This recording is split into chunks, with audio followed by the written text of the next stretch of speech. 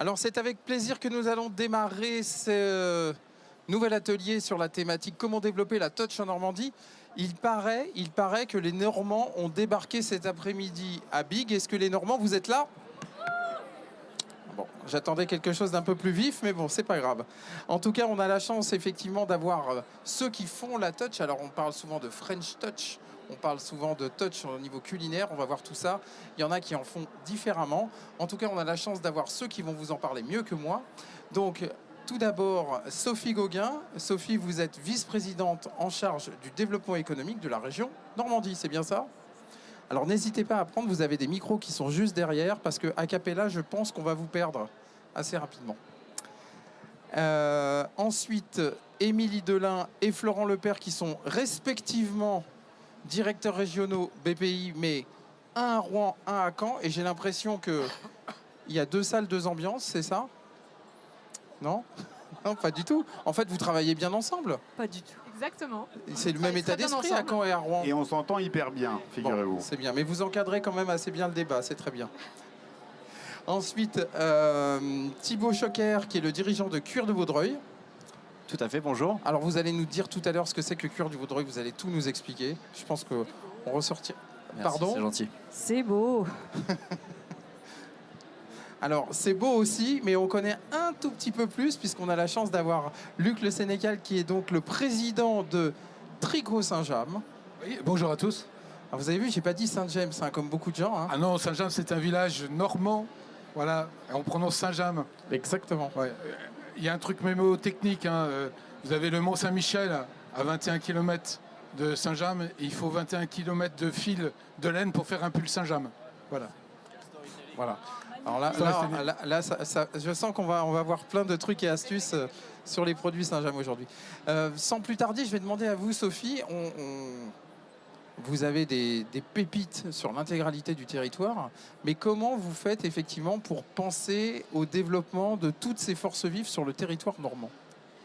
Alors bonjour à tous et à toutes. On a essayé de bâtir un système très simple en se disant qu'on allait renforcer nos points forts sur 10 filières stratégiques en co-construisant nos politiques publiques avec les chefs d'entreprise pour être le plus pragmatique possible et chasser en meute. Mais je crois que ce sont les dirigeants qui en parleront le mieux, puisque évidemment, quand c'est un élu qui le dit, forcément, c'est plutôt douteux. Et donc de bâtir 10 filières, une ingénierie financière et derrière un travail en réseau avec une idée simple, c'est qu'il nous fallait à la fois avoir de la croissance interne et partir en mode conquérant sur de la croissance externe à l'export. C'était un tempérament que nous n'avions pas et on a misé, quelles que soient les filières, sur le développement à l'international aussi. Donc vous avez effectivement fait une Normandie Touch. On a fait une Normandie Touch, mais collective. Je crois que c'est la force du collectif. C'est peu connu en France et merci au BIG de pouvoir nous faire mieux connaître. Maintenant, c'est une chose faite même au niveau européen. La région Normandie est la première région industrielle de France. De la pharmacie à l'agroalimentaire, en passant par le numérique, la filière équine, aussi les énergies, puisque depuis le nucléaire jusqu'à l'hydrolien, l'hydrogène vert et toutes les formes d'énergie mixte, c'est chez nous qu'elles sont développées, ainsi qu'aujourd'hui une nouvelle brique qui fait écho au sujet d'aujourd'hui, qui est le progrès, c'est-à-dire tout ce qui concerne l'économie circulaire et les matériaux, où on va pouvoir devenir un hub européen sur ces questions-là et qui permettront aux chefs d'entreprise par filière d'afficher une RSE exemplaire. Alors, Émilie, puis Florent, hein, on va rester galant. Comment vous faites, vous, pour justement déployer cette énergie-là à destination et informer justement les entrepreneurs de cette touch et de ces 21, c'est 21, c'est ça? 10 filières stratégiques. 10 filières stratégiques, pardon, j'avais déjà... Non, c'est vous, 21. 10, alors, 21. le fil est 21. Non, mais c'est bon, j'ai compris. Je suis désolé, hein, je suis là depuis ce matin, des fois je me trompe. 10 filières stratégiques. Comment vous faites justement pour informer et faire en sorte que ça puisse se déployer? Je commence. Alors, chez BPI France, on a des équipes en région, le plus proche des territoires. On est un tout petit maillon d'une chaîne hyper solide. Je pense à la région, je pense à la Normandie, je pense au CCI, avec une boîte à outils hyper complète qui permettent à ces projets d'émerger déjà, et puis à ces entreprises de se développer. En France et à l'international, on a quelques beaux exemples, et je regarde Luc. En Normandie, sur la touch, on a un panel excessivement riche. On parle de l'industrie, on parle de la tech, on parle du textile, on parle de l'agroalimentaire. En fait, je parlerai de l'Arsène tout à l'heure, mais on a un réseau de dirigeants et de dirigeantes hyper représentatif de ce que doit être la touch. Et s'exporter, c'est en Normandie, hors de Normandie, mais également à l'international. C'est une fierté pour nous de participer à tout ça, directement ou indirectement, avec nos partenaires. Et on a aussi en Normandie une puissance de réseau colossale. Je regarde Luc une nouvelle fois, mais on a Enway, on a Femme Challenge, on a Larsen, et avec des dirigeants qui, entre eux, font des choses qu'ils ne feraient pas s'ils étaient tout seuls. Saint-James, on en a parlé avec Luc, on parle d'un accélérateur. On fait rentrer Luc dans un accélérateur, l'accélérateur Modelux. C'est engageant, on part sur 24 mois sur un programme assez structurant. Très simplement, Luc dit, moi je le fais. Il a appelé Charles Yvon des Parapluies de Cherbourg, il a dit, mais si je le fais, tu viens avec moi. Ils l'ont fait à 2. Voilà. C'est un exemple, et des exemples comme ça, il y en a dans tous les départements, il y en a partout dans la région. Et pour terminer, c'est vraiment une fierté pour nous d'accompagner ces beaux projets, ces dirigeantes et ces dirigeants. Et je dis bien ces dirigeantes, parce que la touch en Normandie, on a fait la bulle l'année passée avec Audrey Régnier de Bohain, et pour être là aujourd'hui, parce qu'elle est partie intégrante de la touch. Donc on a de superbes exemples et on est très très fiers de les accompagner. Et ma question c'est la même, est-ce que c'est la même chose à Caen qu'à Rouen ? Alors oui, c'est complètement la même chose à Caen qu'à Rouen, bien que le territoire soit totalement différent aussi. Néanmoins, pour rajouter à ce qu'a dit Florent, la touch, c'est aussi le rayonnement d'un territoire, comme vous venez de le citer. C'est le rayonnement à l'international, on vient de le dire. Et c'est surtout souvent des activités qui ne sont pas connues du grand public, puisque si on prend l'exemple de Cuir du Vaudreuil, finalement, ce sont les grandes marques qui sont connues, alors que le savoir-faire d'excellence, la créativité, l'ingénierie, elle vient de chez toi, de chez vous, entre autres. Et en fait, on s'attache beaucoup aussi aux marques, alors que finalement, il y a du savoir-faire, de l'authenticité derrière. Et nous, ce qu'on veut chez BPI France, c'est avec ce continuum d'accompagnement sans couture, pouvoir accompagner sur l'ensemble de nos activités, du financement en passant par l'innovation créative, en allant sur l'accompagnement, l'international, de valoriser ces territoires et ces dirigeants, tout en étant accompagnés dans un écosystème. Et tout le monde se demande peut-être pourquoi on a un coq orange aujourd'hui. Donc on me l'a demandé plusieurs fois. Le coq orange valorise la French Touch. Donc il mérite d'être reconnu à la même échelle que toutes nos autres couleurs. Mais ça ne veut pas dire pour autant que si on a un coq orange aujourd'hui, nos industriels ne sont pas French Fab, ne sont pas engagés dans le climat, dans toutes les thématiques qu'on accompagne chez BPI France. En tout cas, c'est très clair. Et moi, j'ai pas trop eu le choix. Émilie, elle m'a dit, tu mets un coq orange. Donc voilà. Plus très grand pouvoir de conviction. On parlait de sans couture. Moi, je vais revenir justement sur la couture et le fil et la fibre. Luc Le Sénégal, vous nous dites ce que c'est qu'aujourd'hui Saint-James, pour ceux qui potentiellement ne connaîtraient pas ou peu. Saint-James, c'est la marinière française. C'est une entreprise régionale avec un savoir-faire humain à dimension internationale. Voilà Saint-James. Alors, en quelques chiffres quand même, parce que... Saint-James, c'est 5 millions de marinières diffusées dans le monde depuis 10 ans. C'est 400 emplois. C'est 70 millions d'euros de chiffre d'affaires. C'est 40% à l'export à travers tous les continents. Et avec une particularité, c'est que vous avez travaillé maintenant depuis plusieurs années avec des collabs, comme disent les jeunes, des belles collaborations, où vous alliez finalement un savoir-faire historique qui était plutôt très traditionnel, avec quelque chose qui apporte une grande modernité. Oui, quand j'ai rejoint Saint-James il y a 12 ans, j'ai pris 2 engagements. Un engagement personnel et un engagement auprès de mes salariés. C'est le respect, la mise en lumière d'un savoir-faire ancestral, puisque Saint-James, nous avons 135 ans. Et ce savoir-faire est humain. Après, on parle aussi de collections. Toutes nos collections en collaboration, ce ne sont aucunement des opérations marketing. Il y a toujours, je prendrai 2 exemples.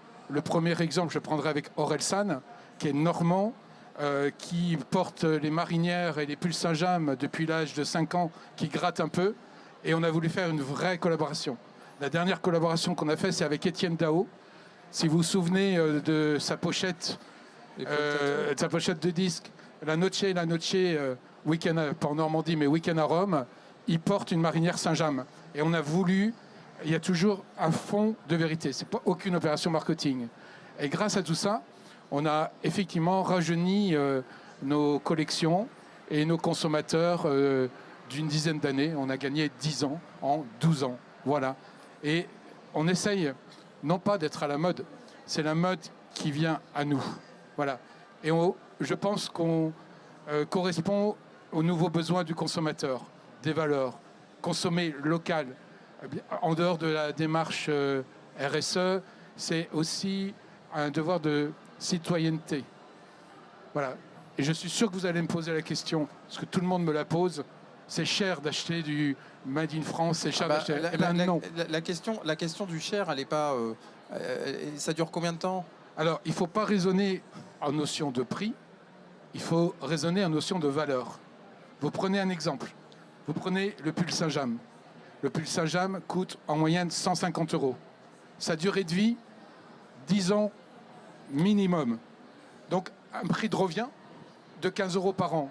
Vous achetez un pull dans la fast fashion, au deuxième lavage, vous avez déjà dépensé vos 15 € allègrement.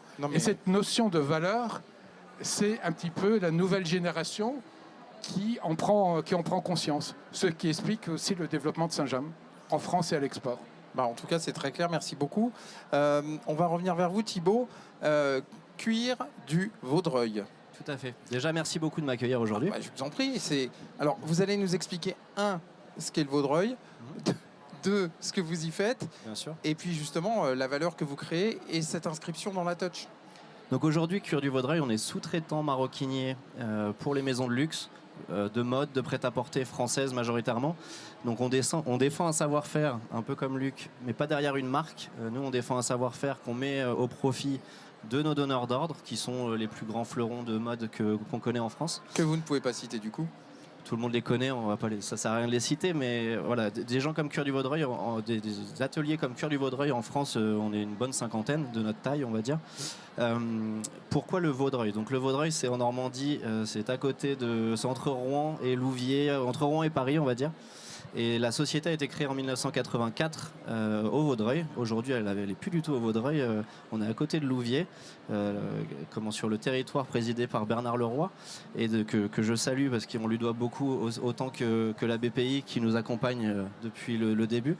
Aujourd'hui, Cuir du Vaudreuil, le lien avec la Normandie, au-delà de son aspect géographique, c'est que la Normandie, on l'a dit, c'est un des territoires industriels les plus forts de France, et la mode et le luxe est très implanté, surtout autour de notre bassin, aussi bien la parfumerie que la maroquinerie, que l'habillement. Tu connais les ateliers Grandis, par exemple, pas loin de chez toi. Et donc on s'appuie sur ce tissu industriel de savoir-faire où l'intelligence de la main est très forte et liée aussi avec la machine et la technologie. C'est ce qui nous permet de créer de la valeur. Forcément, c'est cher, tu l'as dit, de fabriquer en France, mais en étant ingénieux, en ayant une excellence dans l'ingéniosité, le savoir-faire, la productivité, on arrive à sortir du lot, on va dire. Et c'est comme ça qu'on défend le Made in France. Ouais. Si les gens vous l'achètent, c'est que vous êtes finalement pas si cher que ça et que vous apportez surtout beaucoup de valeur. Je pense que c'est ça. Le pilier, c'est ce que disait Luc. C'est la valeur perçue et la valeur ajoutée. Aujourd'hui, on ne sait pas. Il n'y a pas beaucoup de pays en Europe, je pense, qui peuvent se vanter d'avoir autant d'atouts que la France, aussi bien par le respect des salariés, le sens donné au travail, un savoir-faire ancestral, et aussi une innovation soutenue par la BPI, l'État aussi, que je veux en parler parce qu'aujourd'hui, nous, le vrai sujet, c'est la formation, le recrutement.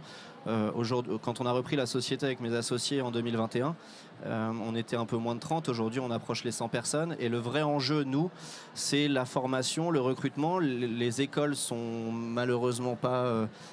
attirent peut-être pas assez les talents. Donc on est obligé de former en interne. C'est là où France Travail, la BPI, la région, les subventions d'État et tout ce qui est mis en place nous accompagnent pour qu'on puisse intéresser des collaborateurs, des futurs collaborateurs, les former et en faire des collaborateurs pérennes. Alors Sophie Gauguin, je reviens vers vous. Finalement, ça doit être hyper sympa d'avoir des rôles modèles comme ça qui vous donnent un peu l'envie déjà d'y aller et puis surtout le fait d'attirer les autres sur quelque chose qui est hyper successful finalement. C'est l'idée d'avoir une marque dans la marque. La Normandie, c'est déjà une marque à elle toute seule. et d'avoir des entrepreneurs et des entrepreneuses qui sont des formidables porte-drapeaux pour nous et qui créent le collectif avec nous. Jamais, je pense, on aurait autant développé à l'international si on n'avait pas créé des réseaux. Par exemple, sur ce que vous venez d'évoquer, c'est-à-dire l'excellence, les filières d'excellence, avec l'Arsène que préside Luc et il vous en parlera, dans lesquelles on intègre toutes les entreprises du savoir-faire d'excellence en Normandie, de la main reconnue, dans lesquelles vous retrouvez les entreprises du patrimoine vivant, et qu'on a décidé d'en faire une force parce que c'est non délocalisable comme emploi. C'est la sauvegarde de métiers ancestraux, c'est le travail de matériaux locaux qui en plus aujourd'hui se connectent à l'innovation. Donc comme vous dites, c'est très enthousiasmant et qu'on a bâti aussi un modèle de promotion commun où on part à la conquête de marchés internationaux, de salons. La Normandie va être en 2025 très en avance sur les journées européennes des métiers d'art et on essaye d'être en phase d'avance de test, c'est-à-dire qu'on construit nos politiques publiques ensemble, des plans, comme vous le disiez, sur les métiers, on fait des formations ad hoc. Et donc, il y a un formidable enthousiasme. Et qu'en plus, maintenant, on a un niveau de maturité avec l'ingénierie financière, l'agence de développement, on arrive à croiser les filières. C'est-à-dire que quand vous mettez le savoir-faire de la main sur du packaging qui va avec l'élément de la gastronomie, la fabrication des éléments de cuisine pour les plus grands chefs du monde entier, les arts de la table, le lin que vous croisez avec le textile, vous croisez du business et en même temps vous vendez une image collective de savoir-faire français. Donc la touch, elle est vraiment en Normandie. Alors vous l'évoquez depuis tout à l'heure, le recrutement, vous évoquez la formation, vous évoquez pas mal de choses. Mais aujourd'hui, il y a cette notion d'intelligence de la main, en tout cas de reconnaissance d'un patrimoine vivant. Est-ce que c'est évident? Quel est le travail qu'il y a à faire auprès notamment des écoles, notamment des parents? Parce que souvent, moi, j'entends des jeunes qui me disent « Ah, j'aimerais bien faire ça comme métier » et les parents, voire certains profs, qui disent « Non, mais tu peux faire mieux. » Alors, moi, je voudrais savoir quel est votre engagement là-dessus et que vous nous parliez justement de l'Arsène. Alors, déjà, l'Arsène, c'est la filière d'excellence. Nous sommes une 50aine d'entreprises et l'Arsène a été voulu par l'arrivée d'Hervé Morin en tant que président de région et sa vice-présidente. Donner une filière d'excellence. Donc l'Arsène réunit une 50aine d'entreprises, soit les métiers d'art, soit les entreprises du patrimoine vivant. Je rappelle que le label EPV est un label d'État qui reconnaît l'excellence d'un savoir-faire au niveau d'une entreprise. C'est déjà un premier. On se réunit régulièrement, une fois tous les 2 mois, avec des thématiques très précises et des réponses immédiates. Il y a une problématique export, il y a l'équipe régionale export qui est là. Il y a une problématique sur les financements, l'équipe est là. Et chacun repart avec le portable du responsable régional. Et ça, c'est très efficace. C'est très efficace aussi dans la découverte des savoir-faire. Quand j'ai rejoint Saint-James en 2012, j'ai ouvert l'entreprise au public. Tout le monde m'a regardé en me disant « Mais on va vous voler votre savoir-faire ». Non, à part couper une main de notre tricoteuse ou un petit bout de cervelle, le savoir-faire est un savoir-faire humain. Et c'est un élément vecteur de communication. Auprès des jeunes... Je crois qu'aujourd'hui, d'ailleurs, vous êtes un des plus successful sur justement cette, ce tourisme industriel. C'est le tourisme de savoir-faire. De savoir-faire. Quand on recrute, et phénomène post-Covid, 1/3 des postes sont de la reconversion. Donc les jeunes viennent, accompagnés de leurs parents, ils n'osent pas dire qu'ils veulent toucher des métiers plus manuels, et s'aperçoivent en visitant Saint-James ou d'autres EPV de la région que ce n'est pas Zola, et qu'on peut faire carrière. Ma directrice des ateliers, membre du conseil du comité de direction, a commencé comme couturière. Et elle est maintenant membre du directoire, donc c'est une belle carrière. Donc on essaye de faire grandir les personnes et d'attirer des talents chez nous. On a mis l'humain au cœur de l'entreprise. Voilà. Et pour répondre, autant en France, il y a la France Team Export pour aller chasser en meute à l'export, il y a la France Team Normandie pour chasser en meute en région et à l'export. Je prends un exemple très concret. L'année prochaine, c'est Osaka. Osaka, c'est l'expo universelle. On a décelé un potentiel grâce à Business France, grâce à BPI, grâce à la région, grâce aux entrepreneurs, qui a un potentiel d'export pour certaines entreprises au Japon. Aussitôt dit, Sophie Gauguin nous dit, vous me rassemblez une dizaine d'entreprises prêtes à l'export, on les prépare avec Business France et Hervé Morin emmène la délégation. Et on part tous en juillet, groupés, on passe 10 jours ensemble, on petit déjeune, on déjeune, on dîne ensemble, ce sont aussi des échanges entre entreprises. Nous avons exactement les entreprises qui détiennent un savoir-faire rare, d'exception, ont les mêmes problématiques. Le recrutement, la formation et surtout la transmission. Et là, pour répondre à votre question de tout à l'heure, quand Saint-James a voulu participer à ce fameux tremplin d'accélérateur BPI, j'ai dit on y va. Pourquoi? Parce que mon rôle de chef d'entreprise, c'est aussi de transmettre. Et j'ai voulu transmettre et briefer, manager et faire grandir notre comité, notre CODIR, pour que demain, la belle histoire qui a commencé il y a 135 ans se perpétue dans 5 ans. Thibaut Choquer, Voilà. est-ce que ça fait écho? Je vous voyais... Oui, bah oui, évidemment, ça fait écho. Oui. Non, nous, aujourd'hui, c'est vrai que l'intelligence de la main, tu parlais d'ouvrir les ateliers. Je pense que quelqu'un pourrait passer et voir toutes nos recettes, nos machines, les gens travailler, le flux. Je ne pense pas qu'il pourrait nous voler. Vous parliez de voler tout à l'heure les savoir-faire. Il ne pourrait pas parce que l'intelligence de la main, c'est quelque chose qui s'apprend dans le temps, en pratiquant, en faisant des erreurs, en touchant la matière. La machine, aujourd'hui, le flux, c'est quelque chose qui améliore le process, qui nous permet d'être performants et de répondre aux attentes de nos clients. Mais la techno, elle est surtout là pour accompagner l'intelligence de la main. Et aujourd'hui, on l'a vu, nous, dans la culture de l'entreprise, c'est ce que j'essaie de pousser, c'est comment on fait pour agrandir nos savoir-faire, c'est-à-dire le spectre de nos savoir-faire, et aussi aller plus loin dans ceux qu'on maîtrise déjà.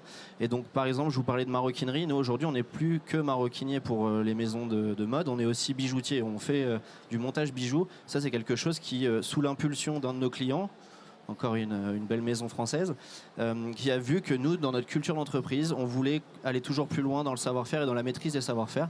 Donc on nous a lancé sur le bijou, on nous a formés, on a recruté, on a formé en interne, toujours avec France Travail, j'allais dire Pôle emploi, désolé. Et aujourd'hui, l'échange avec d'autres entreprises dont tu parlais, c'est par l'échange, je pense, que le savoir-faire en Normandie il grandit. Et voilà, l'intelligence de la main, à mon avis, est au cœur de tout. Et c'est pas la machine qui va, on va dire, vendre nos secrets. En tout cas, on sent dans vos voix, à tous les trois, au moins à tous les 5, encore plus, la fierté. Et cette fierté, c'est aussi ce qui fait que les gens restent sur un territoire parfois. On voit beaucoup de gens qui, effectivement, pensent que l'herbe est toujours mieux qu'ailleurs. Alors, avec la Normandie, on va pas trop s'amuser à vous contrer sur l'herbe verte, mais...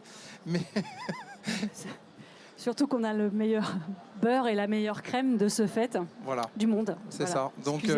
Donc dans ce cadre-là, l'idée c'est comment votre engagement, votre investissement est là aussi, pour permettre aux gens de rester sur le territoire et j'allais dire d'augmenter une qualité de vie, une employabilité, bref, quelque chose qui est vraiment gagnant-gagnant et pour vous et pour eux. Qu'est-ce que vous mettez en place? Comment ça se passe? Est-ce que la région est à côté? Alors, l'exemple à Saint-James est très simple. On a mis en place, au moment des 35 heures, des semaines à 40 heures. Et en contrepartie, tous les salariés ont fait tous les ponts à Saint-James. Et la moitié des vacances scolaires. Parce qu'on a beaucoup de familles qui travaillent à Saint-James. Et ça donne une liberté pour partir en vacances. Il y a un mois de vacances l'été. Il y a la moitié des vacances scolaires et tous les ponts. Et en contrepartie, on s'est adapté à la loi des 35 heures. Les ateliers fonctionnent 40 heures par semaine. Et c'est ça un progrès. On est près de nos salariés. Voilà. Et puis vivre en Normandie, c'est vraiment bien vivre.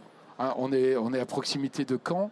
Il y a aussi beaucoup d'efforts de la région pour faciliter les transports. Parce que quand on attire des talents, il faut aussi attirer les écoles, le transport. La privatisation entre guillemets de la ligne SNCF Paris-Caen a fait beaucoup de bien à la région, hein, parce qu'avant on avait des trains mais on ne savait jamais quand on partait ou quand on arrivait, donc il y a aussi des progrès et puis c'est aussi un accompagnement Oui, auprès de scolaires, un accompagnement par la culture, tout ça fait qu'on garde les salariés chez nous. C'est pareil vers Louviers? Nous, on vient juste de déménager dans un atelier flambant neuf et on a déménagé là il y a 6 mois. C'est beau. En fait, dès qu'on parle des choses qui concernent Thibaut, vous dites toujours c'est beau. Les ateliers, c'est beau. Ce qui fait, c'est beau. Quand vous disiez, et je vous repasse la parole, mais quand vous dites la fierté partagée, c'est-à-dire que quand la parole publique affiche très clairement la fierté d'avoir des entreprises comme les vôtres, ben, le crédit, il est partagé. Et quand derrière, on met en place de l'aménagement du territoire avec les communautés de communes, les communes, et qu'on bâtit une attractivité par pôle économique, ben on est tous gagnants. Donc, ouais, quand je dis c'est beau, parce que je veux oui, c'est valorisant pour tout le monde, y compris pour les salariés. Et là, on va s'attaquer à un nouveau défi qui va être de dire c'est quoi la zone d'activité en 2025 ? Et il faut qu'on revoie nos modèles et la région Normandie va proposer aux entreprises du territoire des nouvelles briques pour aller encore plus upgrader la qualité de vie au travail sur le terrain. Voilà. Excusez-moi Thibaut, je vous ai coupé. C'est moi. Ah non. Je suis passionnée par... Mais tant mieux. Et donc, oui, sur votre arrivée à Louviers. Donc nous, en fait, quand on a pensé le bâtiment, on l'a pensé pour nos clients, évidemment, mais surtout pour nos collaborateurs. On parle encore de savoir-faire, donc ça passe par le collaborateur qui est au centre de tout. Nos clients et les collaborateurs attendent beaucoup de nos politiques RSE. Aujourd'hui, je pense que... Bon, j'ai des collaborateurs qui sont pas loin. Je pense qu'ils pourront confirmer que notre nouveau local, il a été pensé pour eux. Il est en autoconsommation, par exemple, énergétique, ce qui fait qu'on pilote, grâce à la GTB, c'est un exemple tout bête, on pilote la consommation et la surproduction d'électricité, puisqu'on a tout le toit de notre entreprise qui est en photovoltaïque, pardon. Et donc en temps réel, on sait dire si on surconsomme, sous-consomme, et donc on va ouvrir dès qu'on peut le parc de branchement aux voitures électriques gratuitement si on est complètement en surproduction électrique. On parlait de la localisation, on est à 1 heure de Paris, 1 heure de la mer. C'est un vrai avantage, plutôt d'un point de vue national. Après, d'un point de vue local, qu'est-ce qu'on fait? Il y a aussi le territoire au niveau de l'agglomération. On travaille avec eux pour faire du covoiturage qui est incentivé, j'allais dire, qui est poussé, qui est valorisé par la localité financièrement pour nos collaborateurs qui véhiculent d'autres collaborateurs. Blablacar exactement de Louviers. Et après, quelque chose qu'on vient de mettre en place également, et qui plaît beaucoup, on a des cours de sport collectif toutes les semaines. On a un coach qui vient, j'essaie de participer j'essaie de participer le plus possible avec les collaborateurs, et c'est un vrai moment de communion, d'échange. Il n'y a plus de rang dans la société, tout le monde est ensemble, chef d'atelier, la couturière, le logisticien, et c'est des petites choses qui changent complètement la vie et la culture de l'entreprise. Ça, c'est peut-être ce que je retiens de cette année, c'est les cours de sport qui ont été mis en place, par exemple. Donc c'est ce qu'on fait pour l'attractivité chez nous. Alors, on se doute que Saint-James, vous n'avez pas pensé aller autre part qu'en Normandie pour vous implanter. Là, je pense que... Mais la question, c'est est-ce qu'à un moment, ça vous a titillé en fait, de dire bon, ben, on va se déplacer autre part parce qu'on nous fait des ponts d'or, parce qu'on nous fait des choses qui sont particulières, ou est-ce que ça n'a jamais été un sujet? Et justement, est-ce qu'aujourd'hui, c'est d'autant plus valorisé qu'il y a tout, finalement? Jamais, avant de relocaliser, mettons en avant les entreprises, notamment les entreprises du patrimoine vivant comme Saint-James, qui n'ont jamais délocalisé. Jamais. Hein, on n'a jamais délocalisé. Il est hors de question. Non seulement on ne délocalise pas, mais on s'agrandit. Voilà. Et notamment, là aussi, où la région nous a aidés, on a refait un atelier. J'aime pas le mot subvention, j'aime le mot aide. Pour garder les emplois, on avait un projet pendant le Covid de développer les masques. Aussitôt la région, instantanément, nous a dit, nous on a mis 1 million, la région a complété pour aller plus vite. Voilà. Et c'est ça pour garder les emplois. C'est aussi la formation. Et ce que la région pense en ce moment à créer une école d'excellence. C'est pas d'en haut que ça vient. Ça vient de nous, les chefs d'entreprise. On nous réunit et tant qu'on n'est pas d'accord sur nos besoins, la région dit, attendez, mettez-vous d'accord, proposez, on discute, etc.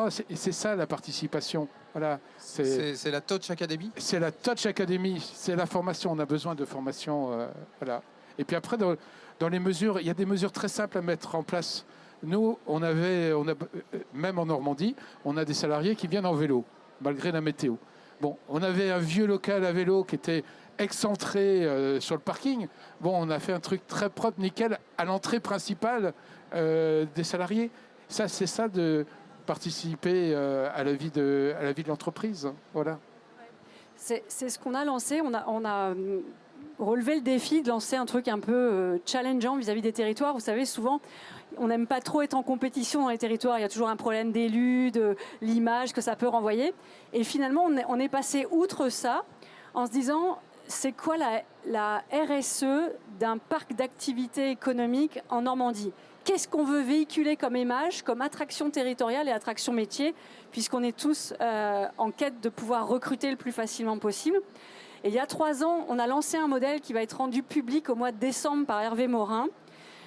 Moi, j'ai dit, on va bâtir avec les chefs d'entreprise une grille de notation avec 1 léopard, 2 léopards, bah oui, pardon, c'est notre emblème, 3 léopards, avec 3 fondamentaux, c'est-à-dire l'équipement de la zone, comment je fais du sport sur la zone, comment je m'alimente sur la zone, comment je peux faire garder mes enfants sur la zone, comment je suis connecté en termes de mobilité sur la zone. Ça, c'est la première brique. La seconde, c'est quelle est la gouvernance entre les entreprises, les élus et les salariés sur le territoire. Deuxième élément différenciant. Et le troisième, c'est quoi la marque, la sustainable, la marque durable sur la zone, comment les entrepreneurs se sont organisés en termes de gestion de déchets, d'alimentation en termes de circuits courts et toute une série de systèmes de gestion de l'énergie, par exemple. On peut créer aujourd'hui des boucles énergétiques internes avec les chefs d'entreprise et des zones d'activité. Au début, j'ai été énormément critiquée par ça en disant « mais attendez, vous allez nous mettre en lumière ceux qui vont être labellisés et pas les autres, ça va être l'angoisse ». Sauf que comme on a accompagné et qu'il y a un échange toute l'année pour accompagner les territoires qui candidatent, même s'ils ne sont pas labellisés, toute l'année, on les forme avec les chefs d'entreprise pour dire voilà, la brique d'après, vous pouvez l'atteindre si vous faites évoluer ce pilier, cette brique, etc. C'est génial. On va avoir 21 territoires sur 71 qui seront labellisés en décembre. Et ça crée une formidable émulation positive où, en plus, comme dit Luc, il suffit de se parler pour trouver des solutions. Et derrière, la région a des financements. Donc, la boucle vertueuse est au rendez-vous. Et comme aujourd'hui... Oui, non, mais la boucle est bouclée. Pourquoi? Difficulté de recruter sur les métiers industriels et les métiers de la main, alors que c'est quand même des carrières magnifiques et ça fait le sel de la France. Quand on sait qu'aujourd'hui, 85% des jeunes de 18 à 25 ans recrutent leur entreprise, c'est le contraire, hein, recrutent leur entreprise sur les réseaux sociaux, eh bien, on n'imaginait pas que notre petit léopard label, RSE, allait faire écho en 3 ans. La première année, non, hein, personne n'a su ce qu'on faisait. Ils disaient, c'est quoi ce truc encore là? Là où maintenant, ils savent, ils disent, ah bah là, je vais pouvoir bien manger, manger local, faire du sport, je vais pouvoir faire garder mes enfants, etc. Et donc, ça y est, c'est le petit truc qui crée une brique supplémentaire dans l'attractivité des entreprises et du territoire. En tout cas, que vous êtes tous des super passionnés. Ce que je sens, en tout cas, dans l'état d'esprit, c'est l'état d'esprit de coopétition. C'est-à-dire que vous allez dans une compétition, mais vous y allez tous ensemble.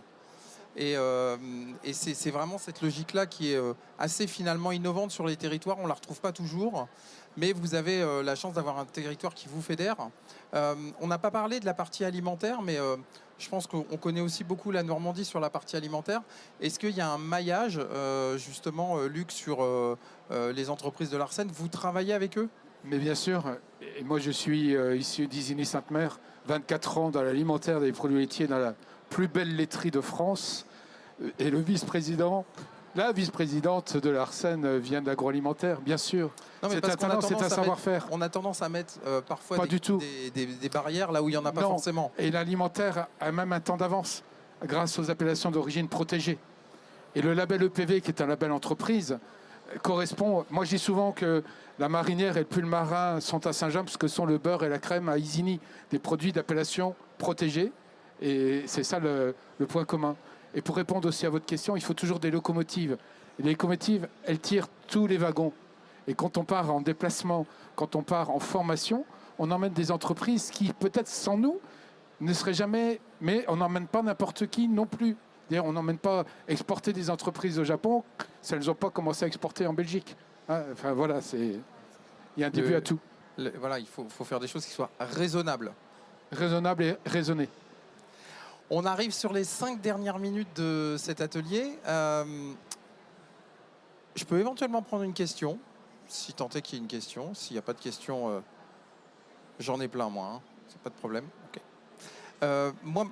La première question que j'avais envie de vous... Enfin, pas la première, la dernière question que j'avais envie de vous poser, c'est...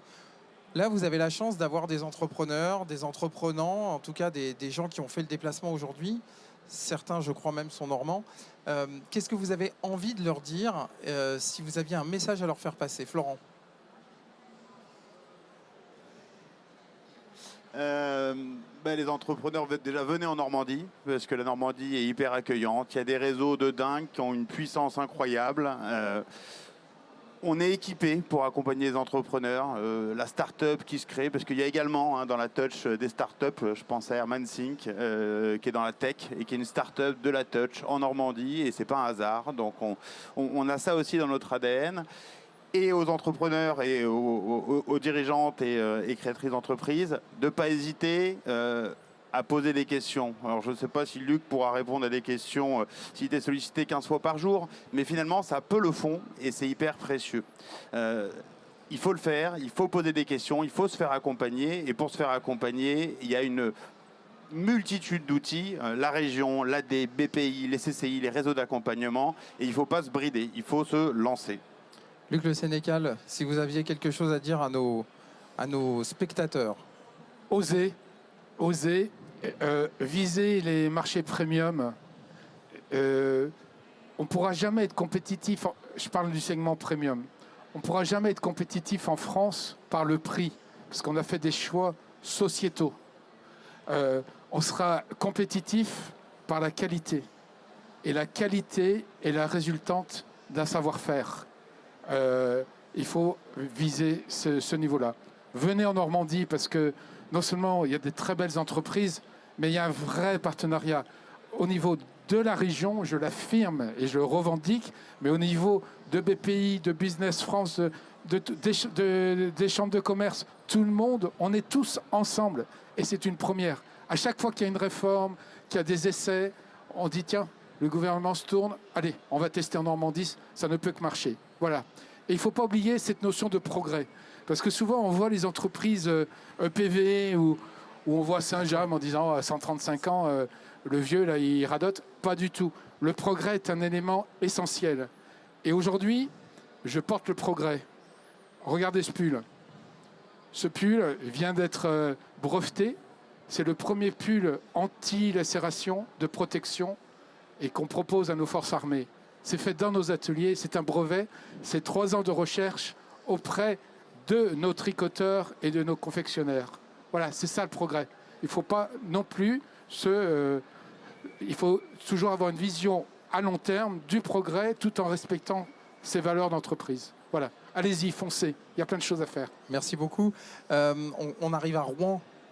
Émilie Delin, qu'est-ce que vous avez à leur dire ? Alors, je ne vais pas parler uniquement aux Rouennais, je vais parler à toute la Normandie. Mais bien sûr. En effet, vous avez pu voir aujourd'hui qu'on a été passionnés et fiers d'accompagner notre territoire. On a la chance d'avoir un tissu économique qui est diversifié, qui est riche, qui est parfois trop discret et qui doit mieux communiquer sur son terroir et tout son savoir-faire. On découvre tous les jours plein de choses. Avec Florent, quand on s'est penché sur cette bulle, on n'avait pas totalement conscience que la touch avait autant de verticales que toutes celles-là. Parce qu'on en a parlé, on a parlé d'agroalimentaire, on a parlé de mode et luxe, on a parlé de vin et spiritueux, on doit parler aussi d'architecture. On a tout ça en Normandie. On a la chance d'avoir des entrepreneurs qui sont extrêmement audacieux, qui le sont tous les jours, qui sont courageux, qui valorisent ses savoir-faire, ses filières d'excellence, qui valorisent l'emploi. Donc si vous avez un choix à faire, venez nous rejoindre en Normandie, parce qu'en plus on a 2 directions régionales BPI France qui s'entendent particulièrement bien avec tout l'écosystème, et on est ravis aujourd'hui d'être ici avec la région. Donc on a des équipes motivées et passionnées qui valorisent l'ensemble de nos métiers. Donc n'hésitez pas à nous contacter. Et en plus, on veut fédérer vraiment cette culture entrepreneuriale, ces savoir-faire. Et soyez audacieux. Venez chez nous. Merci, Émilie Delin. Thibaut Choquer. Je pense que tous les ambassadeurs de la Normandie qui sont autour de moi ont plutôt bien parlé du territoire. Non, c'est vrai que Le maillage d'entreprise est incroyable. La communication avec tous les élus, les corps d'État et les associations sont d'un niveau exceptionnel. Je ne parlerai pas d'un territoire pro-business, mais pragmatique et qui comprend les enjeux de demain. Faut toujours, je pense, je rebondis un petit peu sur ce que tu dis, mais je pense qu'il faut toujours être en mouvement, aller de l'avant, être résilient. En étant en France, effectivement, on peut pas être sur du moyenne gamme. On est obligé de viser la qualité, mais surtout l'excellence. Et je pense que c'est un état d'esprit et c'est un travail de tous les jours. Donc voilà. Et en Normandie, on nous permet de le faire. Merci Thibaut. On se quitte avec vous. On a commencé avec vous, Sophie Gauguin. Qu'est-ce que vous avez à Je nous vais dire? être triste. Non, bah alors, pour ceux qui sont en Normandie, comptez sur nous. On est là, de l'ingénierie financière. Là, il va falloir être résilient, on va l'être. Et on va l'être pourquoi? Parce qu'on va aller chercher le niveau d'excellence supplémentaire. Voilà. Renforcer nos points forts collectivement ensemble et se battre et faire rayonner une même marque, la Normandie, dans un environnement Friend Touch. Et donc, on est quand même très, très fort et en phase d'avance de test. Donc, on croit en vous. Merci pour la pêche que vous nous donnez aussi. Parce que porter son entreprise aujourd'hui, je trouve que c'est le plus gros des défis. Et donc, merci pour ça. Et comptez sur la région avec un écosystème bienveillant. Alors, ils ont la pêche, mais là, ils avaient tous la banane, donc tant mieux. Voilà. On peut vous applaudir bien fort. Merci. Merci beaucoup. On se retrouve dans 10 minutes pour la prochaine atelier.